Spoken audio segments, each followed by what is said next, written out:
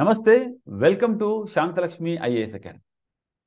Telangana public service commission group 1 mains సిరీస్లో భాగంగా ఈరోజు మనము ఒక ప్రశ్నను తీసుకొని దానికి జవాబు ఎలా రాయాలి, దానికి జనరల్గా విద్యార్థులు ఎటువంటి మిస్టేక్స్ చేస్తారు, అందులో మీరు కూడా అలాంటి మిస్టేక్ చేస్తున్నారా ఒక్కసారి గమనించండి.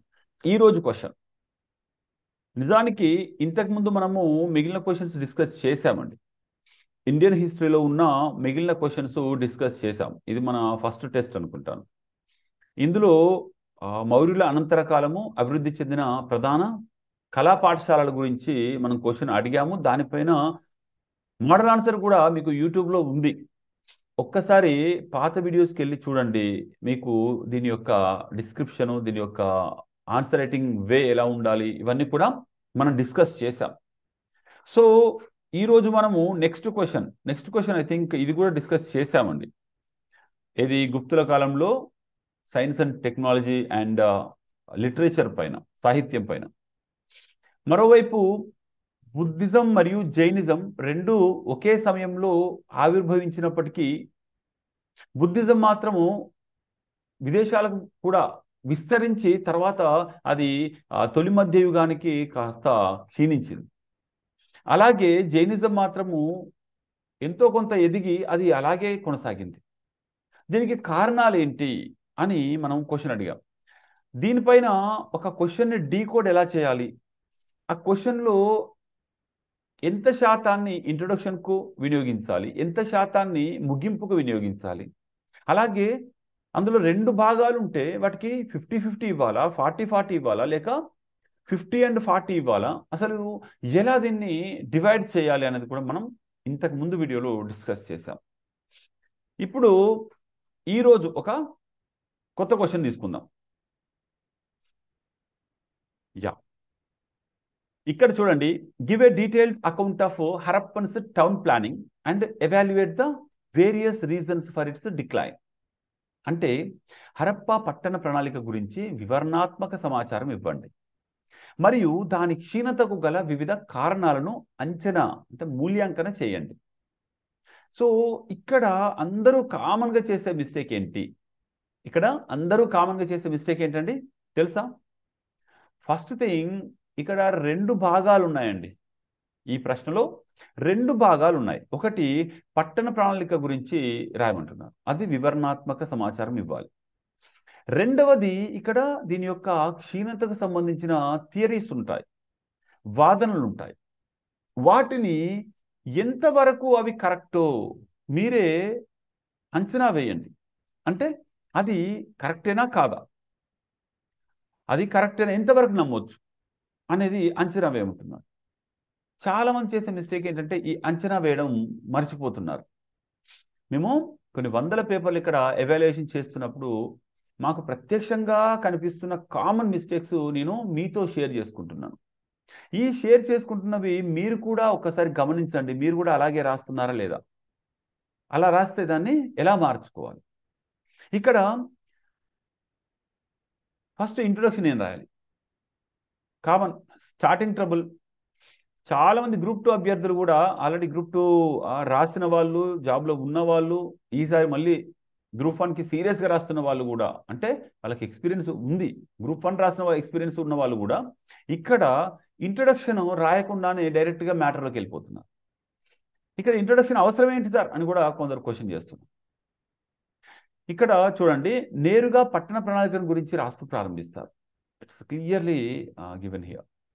దానికి క్షీణతకు గల కారణాలు రాసి ముగింపు కూడా రాయట్లేదు. చూసారా, ఇక్కడ ప్రశ్నలు అడిగిన మూల్యాంకనం అనేది చేయట్లేదు. ఇది మనము గమనించాలి. కాబట్టి ప్రశ్నలు చదవగానే ముందుగా ఆ ప్రశ్నలో విభాగాలను గుర్తించాలి, వాటికి తగినంత సమయం, పదాలు, చోటు తగ్గట్టుగా కేటాయించాలి. సో ఇందులో ఫస్ట్ ఒక 10% ఇంట్రొడక్షన్ రాయాలి, ఒక 40% పట్టణ ప్రణాళిక గురించి రాయాలి, ఒక 40% ఆ పట్టణ ప్రణాళిక క్షీణత, దాని యొక్క మూల్యాంకనం గురించి రాయాలి. ఆ తర్వాత ఒక 10% ముగింపుగా రాయాలి. ఇందులో పట్టణ ప్రణాళిక అంటే మనం వీలైనంత వరకు ఫ్లో చార్ట్స్, మ్యాప్ ఏదో ఒకటి గీసే ప్రయత్నం చేయాలి. ఉదాహరణకి గ్రిడ్ ప్యాటర్న్ అంటారు. గ్రిడ్ ప్యాటర్న్ అంటే అది గీయండి, 2 యాష్ గుర్తు గీయండి. తర్వాత 40% క్షీణత గురించి అంటే ఒక్కొక్క చరిత్రకారుడు మరియు అతను ఏం చెప్పాడు రాయండి, ఎందుకు చెప్పాడు రాయండి. రాసిన తర్వాత దానికి విమర్శ ఏంటి, ఇది ఎంతవరకు ఆమోదయోగ్యం అని చెప్పేసి, అది నిజంగా ఆమోదయోగ్యమా కాదా, పోనీ ఆమోదిస్తే దేనికి మనం అప్లై చేస్తాం.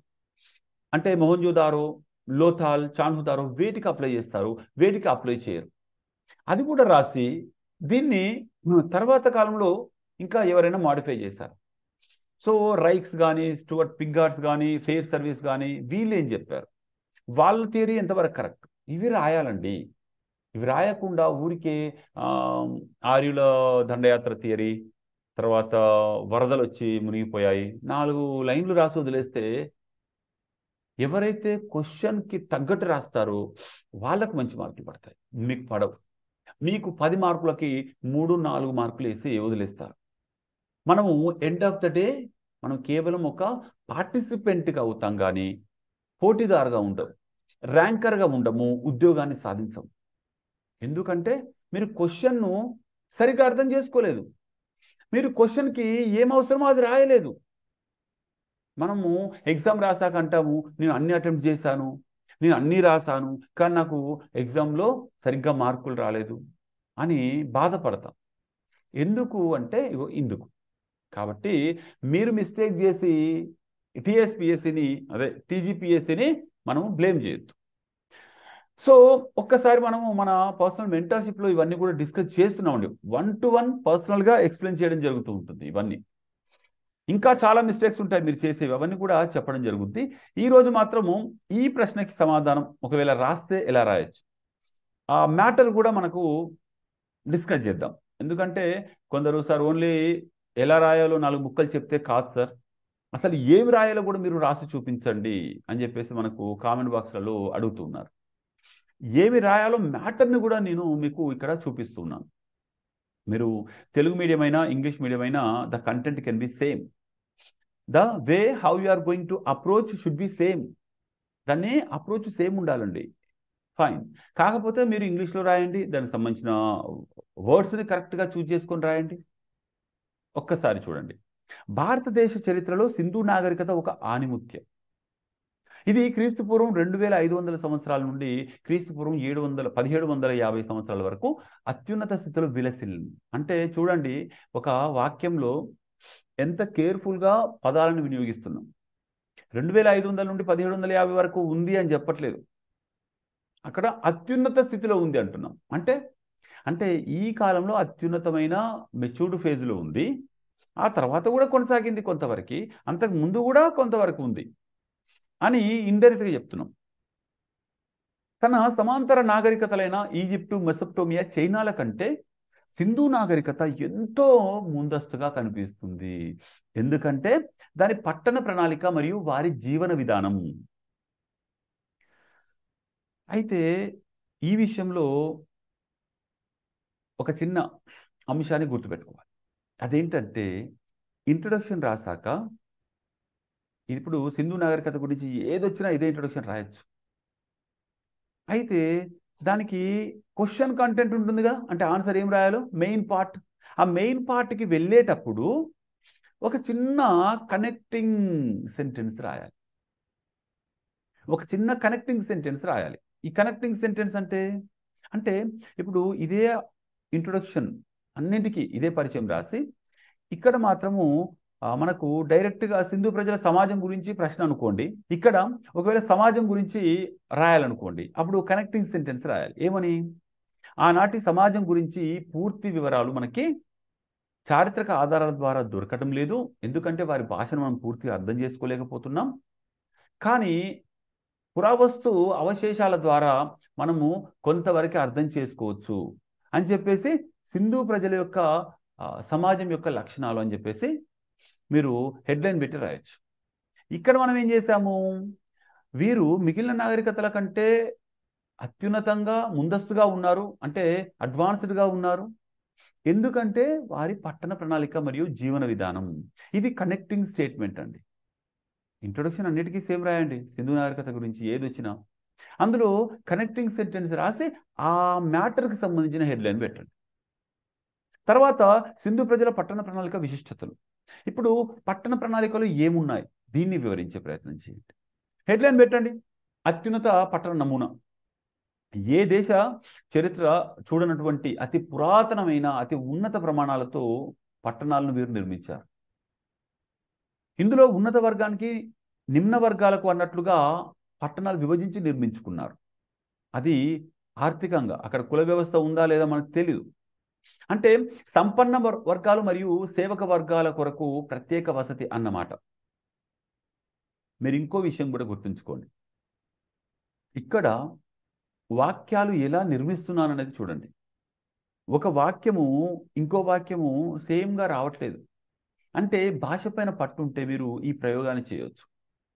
ఒక చోట విభజించి నిర్మిస్తున్నారు అన్నాను, అంటే సంపన్న వర్గాలు మరియు వారి సేవక వర్గాల కొరకు ప్రత్యేక వసతి అన్నమాట. అంటే వాక్య నిర్మాణాల్లో ప్రయోగాలు జరుగుతున్నాయి. మీకు అర్థమవుతుందో లేదో చూడండి. తర్వాత హెడ్లైన్, గ్రిడ్ సిస్టమ్ పాటించారు. నగరాల్లో గృహాల అమరిక గురించి చెప్పుకోవచ్చు. నగరాల్లో గృహాల అమరిక గురించి చెప్పుకోదగ్గ విషయం ఏంటంటే వారు గ్రిడ్ విధానాన్ని అమలు చేశారు లేక అనుసరించారు. అంటే వీధులు మరియు ఆ లైన్లు ఒకదానికొకటి దాదాపు లంబకోణంలో ఖండించుకుంటున్నాయి, ఇక్కడ కత్తిరించబడతాయి. తద్వారా నగరాన్ని దీర్ఘచతురస్రాకార బ్లాకులుగా విభజించారు. కొంత గుర్తుంచుకోండి, ఇంగ్లీష్ పదాలు వాడొచ్చు కానీ ఫాంట్ తెలుగే ఉండాలి. ఇప్పుడు బస్సు అన్నాను, బస్సు అనేది బస్సు అని తెలుగులో రాయొచ్చు. ఇక్కడ బ్లాకులుగా అన్నాను, బ్లాకులుగా తెలుగులో రాయొచ్చు. సార్ నాకు ఇంగ్లీష్ పదాలు వస్తున్నాయి, అవి ఇంగ్లీష్లో రాయొచ్చు అంటే ఫాంట్ రాయకూడదు. తెలుగు భాష యొక్క స్క్రిప్ట్ ఏదైతే ఉందో లిపిలో రాయొచ్చండి. అందులో వారి సివిల్ ఇంజనీరింగ్ నైపుణ్యాన్ని చూడవచ్చు. దీన్ని నిర్మాణ నైపుణ్యాన్ని అంటాం. కానీ సివిల్ ఇంజనీరింగ్ అనే పదం వాడినప్పుడు కాస్త లేటెస్ట్ ఇంజనీరింగ్ విద్యను ఆనాడే వాళ్ళు నైపుణ్యాన్ని కలిగి ఉన్నారు, ఆనాడే వాళ్ళు నేర్చుకొని ఉన్నారు అని చెప్పి మనం తెలియజేస్తున్నాం. అయితే కిటికీలు తలుపులు ముఖ్య రహదారికి వైపుగా కాకుండా నిర్మించడం వారికి కాలుష్య నివారణ ఉపాయం తెలుసని చెబుతున్నది. ఇక్కడ పట్టణ ప్రణాళికలో ఏమున్నాయని రాసి వదిలేస్తారండి చాలామంది. కానీ ఈ పట్టణ ప్రణాళిక అంశాలు ఏవైతే ఉన్నాయో వాటి నుండి మీరేమి అబ్జర్వ్ చేస్తున్నారు అది గుర్తుంచుకోవాలి, అది రాయాలి. మీరు ఏమి అబ్జర్వ్ చేస్తున్నారు అనేది రాయకపోతే కూడా కొంతవరకు మీరు ఒక క్వాలిటీ డిస్కషన్ని మీరు మిస్ అవుతున్నట్టే. క్వాలిటీ డిస్కషన్ అంటే ఇప్పుడు మనం ఇది రాసామండి, వాళ్ళు తలుపులు కిటికీలు ముఖ్యమైన రహదారికి వైపు కాకుండా ఆ గల్లీ వైపు అంటే ఇంకో మరోవైపు నిర్మించుకున్నారు. దీన్ని బట్టి వాళ్ళకు కాలుష్య నివారణ అంటే కాలుష్యం ఇటుండి వస్తుంది అనే విషయం తెలుసు. కాబట్టి అలా ఇంట్లోకి రాకూడదు అని చెప్పేసి వాళ్ళు ఆ రోజుల్లోనే అది గమనించారు అని రాస్తున్నాం. మరోవైపు కాల్చిన ఇటుకల నిర్మాణం లేకపోతే అండర్ గ్రౌండ్ భూగర్భ డ్రైనేజీ వ్యవస్థ కట్టుకున్నారు. ఇప్పుడు దీని గురించి ఏం రాస్తారు, అండర్ గ్రౌండ్ భూగర్భ డ్రైనేజీ అంటే మురుగు కాలువ నిర్మాణం కట్టుకున్నారని రాస్తారు. అది రాసి వదిలేస్తే ఆర్డినరీ ఆన్సర్. కానీ అలా కట్టుకోవడం ద్వారా పరిశుభ్రతకు వారు ప్రాధాన్యతనిచ్చారని, అలాగే వివిధ వ్యాధులు వచ్చే అవకాశం ఉంది కాబట్టి మురుగునీరు నిల్వ ఉండకూడదు, అది బయటికి కనబడకూడదు అని చెప్పేసి వాళ్ళు ఆ రోజుల్లోనే ఆలోచించారని కనుక రాస్తే మీ అబ్జర్వేషన్ కనబడుతుంది. గుర్తుంచుకోండి, కేవలము ఆన్సర్లు అంటే మ్యాటర్ చదివి ఎత్తి కొడితే కాదండి. ఈ మ్యాటర్లో మీరేం అర్థం చేసుకున్నారు, మీ ఇన్వాల్వ్మెంట్ కనబడాలి, మీరు ఏం పరిశీలించారో కనబడాలి. అలా మీరు మిగిలిన అన్నింటినీ కూడా అంశాలను రాయాలి. రైట్, ఇక్కడ మీరు చూడండి, మురుగు నీటి వ్యవస్థ డ్రైనేజీ వ్యవస్థ అంటే ఇక్కడ ఏం రాసాము, పరిశుభ్రత పట్ల అవగాహన ఉందని రాసాం. గొప్ప స్నానవాటిక ఉంది అని చెప్పినప్పుడు అక్కడ ఏం రాసాము, మన అబ్జర్వేషన్ వ్యక్తిగత ప్రైవసీ గోప్యతకు వాళ్ళు ప్రాధాన్యతనిస్తూ బట్టలు మార్చుకోవడానికి కూడా అక్కడ గదులు నిర్మించారని రాసాం. ఫ్లష్ టాయిలెట్స్ ప్రపంచంలో మొదటిసారిగా వాళ్ళు నిర్మించారు అంటే ఆ ఫ్లష్ టాయిలెట్స్కు కావాల్సిన టెక్నాలజీ, తర్వాత ఒక మనిషి ఎంత ఆధునికంగా ఆలోచించవచ్చు ఈనాటికి కూడా మనము ఆ ఫ్లష్ టాయిలెట్స్లో ఇంకా ముందుకు వెళ్ళామండి అంతకంటే. అంటే వారినే అనుసరిస్తున్నాము. కాబట్టి ఇలాంటి విషయాలను మీరు ఆధునిక రోజులను కూడా మీరు కనెక్ట్ చేస్తూ రాయొచ్చు. ఇక్కడ ధాన్యాగారాలు నిర్మించుకున్నారు. ధాన్యాగారాలు నిర్మించుకున్నారంటే దీన్ని బట్టి మీరు ఏం అబ్జర్వ్ చేస్తున్నారు? ఎక్కడెక్కడ ధాన్యాగారాలు ఏ షేప్లో నిర్మించారు, ఎక్కడ 4 ఉన్నాయి, ఎక్కడ సిలిండ్రికల్ షేప్ ఉంది, ఎక్కడ వుడెన్ గ్రానరీ ఉంది అని కాదు. మీరే అబ్జర్వ్ చేశారు. అంటే ఎమర్జెన్సీ సిచ్యువేషన్లో వాడుకోవడానికి ధాన్యాన్ని నిల్వ ఉంచుకోవాలనే విషయం వాళ్ళకి తెలుసు. అంటే డిజాస్టర్ మేనేజ్మెంట్ కూడా తెలుసు వాళ్ళకి. నగరాలు ఉన్నప్పుడు ఖచ్చితంగా ఆహార ధాన్యాల నిల్వ అనేది అవసరము. అది నేటి ప్రభుత్వాలకు కూడా ఒక రకమైన మెసేజ్. అంతేనా కదా? సో ఇటువంటి అబ్జర్వేషన్ని మీరు రాయగలిగితే మీకు ఎక్కువ మార్కులు వస్తాయి. హిస్టరీ కదా, క్వశ్చన్ వెరీ కామన్గా వచ్చింది, జనరల్ క్వశ్చన్ అండి అంటారు. క్వశ్చన్ జనరల్గా ఉండొచ్చు, కానీ మీ ఆన్సరు స్పెసిఫిక్గా ఉండాలి. చాలా క్లారిటీ తోటి చాలా ఇన్డెప్త్గా రాయాలి. అక్కడ ప్రశ్నకు మార్కులు పడవు, మీ ఆన్సర్ ఎంత డెప్త్గా ఉంది, ఎంత అద్భుతంగా ఉంది, దానికి మార్కులు పడతాయి. అలాగే ప్రహరీ గోడలు. నిజానికి వీళ్ళు ఏం చేశారండి, ఒక ఇంటికి ఇంకొక ఇంటికి మధ్యలో స్పేస్ వదిలిపెట్టారు. తెలుసా? అంటే no man's land. No man's land అంటే మనకు దేశాల మధ్య కనుక ఫెన్సింగ్ మధ్యలో కొంత ప్లేస్ వదిలిపెడతారు. అలాగే ఈ రెండు ఇండ్ల మధ్య చిన్న 2 గోడల మధ్య స్పేస్ వదిలిపెట్టడం ద్వారా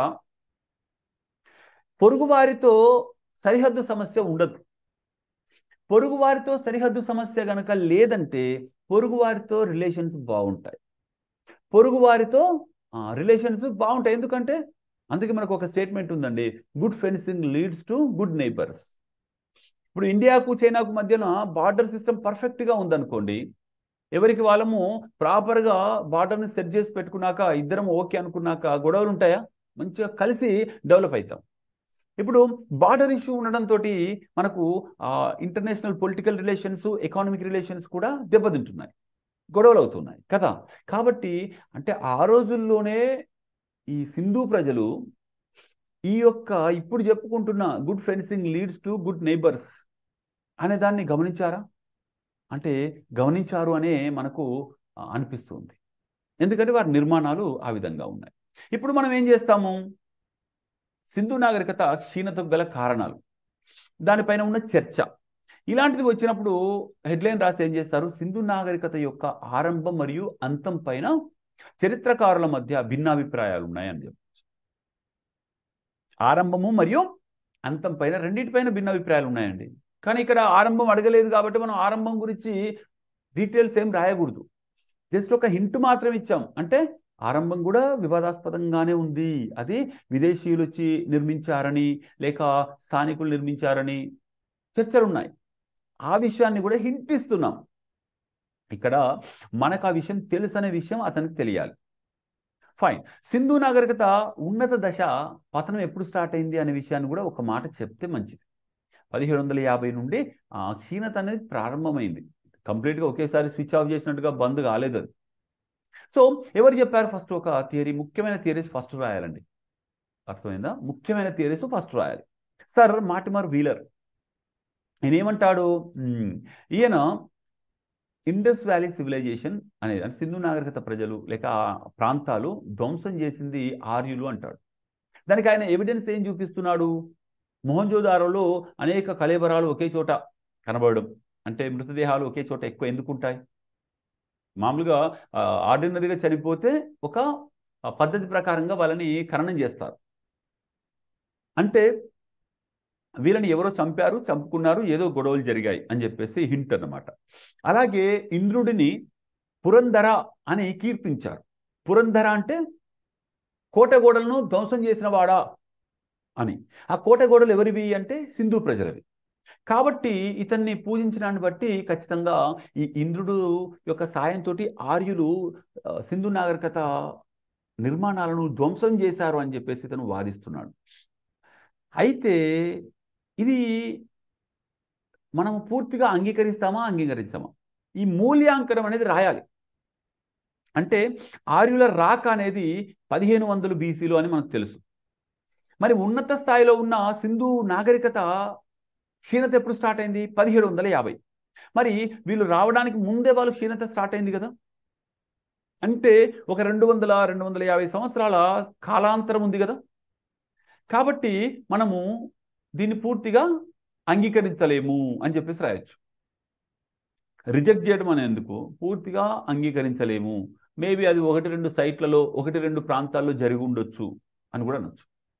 సో పూర్తిగా 1500 ప్రాంతాలలో ఇదే జరిగిందని చెప్పలేమండి.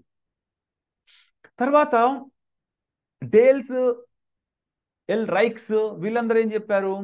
ఇది వరదల ద్వారా ఈ ప్రాంతాలు అంతమయ్యాయి అంటారు. ఎందుకంటే మొహంజోదారో చాన్హుదారో నగరాలు వరదలకు గురయ్యాయి అని. అయితే ఆ రెండింటికి అప్లై చేయండి కదా. మరి మిగిలిన 1500కు పైగా ఉన్న సింధు నగరాలకు ఎట్లా మీరు దాన్ని అన్వయిస్తారు కదా. కాబట్టి దాని మూల్యాంకనం రాయాలి. దీన్ని పూర్తిగా అంగీకరించలేము. తర్వాత లాంబ్రిక్, స్టోట్ ప్రిగ్గాట్ వీళ్ళేం చెప్తారు? భూకంపాలు వచ్చాయి. భూకంపాలు వస్తే ఎంత దూరం వచ్చిందండి? ఎంత ప్రాంతంలో వచ్చింది?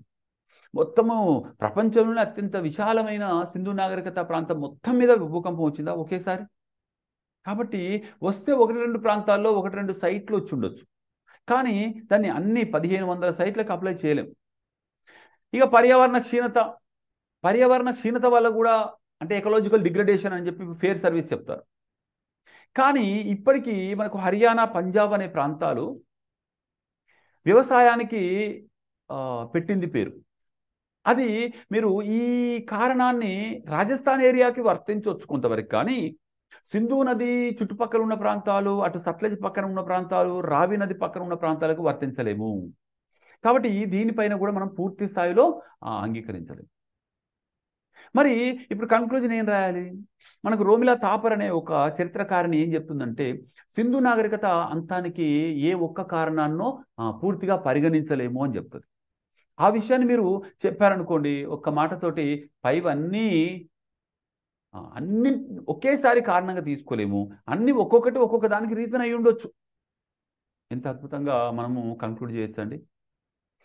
ఇంకా చెప్పాలంటే ఏది ఏమైనప్పటికీ అంతమయ్యింది సింధు నాగరికత నిర్మాణాలే కానీ సంస్కృతి కాదు. సింధు నాగరికత నిర్మాణాలే కానీ సంస్కృతి కాదు. నేటికి భారతదేశంలో రావి చెట్టును పూజించడము, తాయెత్తులు కట్టుకోవడము, నమస్తే పెట్టడము, చేతులు జోడించి పావురాలను పూజించడము, గాజులు వేసుకోవడము, ఇవన్నీ కూడా ప్రతి రియల్ ఎస్టేట్ వెంచర్లో కూడా సింధు నాగరికత నాటి సంస్కృతి కనబడుతూనే ఉంటుంది. అక్కడ అంతమయ్యింది, క్షీణించింది కేవలం భౌతిక నిర్మాణాలు మాత్రమే. కానీ నాటి ఆచార సాంప్రదాయాలు నేటికి మన జీవితంలో, మన నిత్య జీవితంలో, లేక భారతీయుల నిత్య జీవితంలో తొంగి చూస్తూనే ఉంటాయి, లేకపోతే తొనికిసలాడుతూనే ఉంటాయి. మీరు ఏదన్నా వాడుకోండి పదాన్ని, కానీ సూట్ అయ్యేలాగా రాయండి. భాషా పాండిత్యం ఉన్న వాళ్ళకు ఖచ్చితంగా అడ్వాంటేజ్ ఉంటుంది. అందుకే ఆ రైటింగ్ స్కిల్స్ నేర్చుకోవాలి. ఎటువంటి పదాలు వాడితే మీ యొక్క ఆర్డినరీ ఆన్సర్ ఎక్స్ట్రాడినరీ అవుతుంది. ఇవన్నీ కూడా మనము మన పర్సనల్ మెంటర్షిప్లో డిస్కషన్ చేస్తూ ఉంటాము. మీకు దానికి సంబంధించిన వాల్యూ అడిషన్స్ కావాల్సిన మెటీరియల్స్, అలాగే ఏ బుక్ చదివితే మీకు ఈ లాంగ్వేజ్ డెవలప్ అయిందో కూడా చెప్పడం జరుగుతుంది. అటువంటి బుక్స్ లిస్ట్ కూడా ఇవ్వడం జరుగుతుంది. అందుకే సింధు నాగరికత అంతం లేని నేటికి కొనసాగుతూనే ఉన్న ఒక సజీవ సాంస్కృతిక ధార అని రాయండి. మీకు ఈ ఎండింగ్ తోటే మార్కులు పెరుగుతాయి.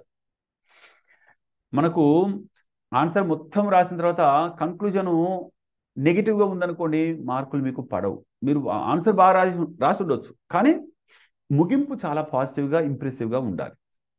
ఇక్కడ గుర్తుంచుకోండి, ఇంకా కొన్ని ఇన్స్ట్రక్షన్స్ కూడా ఉన్నాయి. ఈ ఇన్స్ట్రక్షన్స్ అన్ని కూడా మనము మన మెంటర్షిప్లో డిస్కషన్ చేయడం జరుగుతుంది. సో రేపు మరొక ప్రశ్నకి మరొక అత్యుత్తమమైన సమాధానం ఎలా రాయాలో మనం డిస్కస్ చేస్తూ కలుసుకుందాం. ఇప్పటికీ మీరు మీ ఆన్సర్ రైటింగ్ కనుక స్టార్ట్ చేయకపోతే, నేను సిలబస్ మొత్తం చదువుకుంటాను, చదువుకున్నాక ఆన్సర్స్ రాస్తాను అంటే మీరు పోటీలో లేనట్టే. వెంటనే మీరు ఏది చదివితే దానికి ఆన్సర్స్ రాయండి. మీరు ఒక్క టాపిక్ చదివితే ఆ ఒక్క టాపిక్కే ఆన్సర్ రాయండి. నేను ఒకే రోజున అన్ని ఆన్సర్లు రాయడం నేర్చుకుంటాను అని ఒక కల్పితమైన ఊహాలోకంలో ఉండకండి. All the best.